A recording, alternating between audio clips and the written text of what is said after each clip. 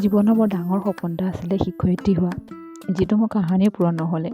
কিন্তু ভগৱানৰ আশীৰ্বাদত প্ৰাইভেটকৈ টিউশ্যন কৰি হ'লেও সেই সপোনটো ক্ষীণকৈ হ'লেও অলপমান পূৰণ কৰিলোঁ।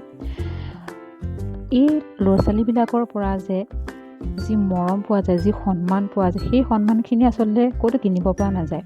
এইটো আচলতে বেলেগ সন্মান। তেওঁলোকে মৰমতে যে মাতে বা সন্মান কৰি যে মাতে, মেম, বাইদেউ, সেই শব্দটো আচলতে মোৰ কাৰণে বহুত ডাঙৰ বস্তু আছে, ডাঙৰ কথা।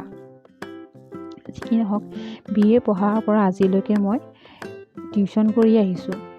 আৰু যাৰ বাবে মই ঘৰখনত মোৰ মানুহজনৰ লগত সদায় কাজিয়া হয়। কাৰণ কেলৈ, টিউশ্যন কৰিবলৈ যোৱা মাত্ৰকে মোৰ ঘৰখনক বা মোৰ ছোৱালীজনীক মই সময় দিব নোৱাৰোঁ। যিহেতু মোৰ ছোৱালীজনী ক্লাছ 2ত পঢ়ে, তাইকো যথেষ্ট সময়ৰ প্ৰয়োজন।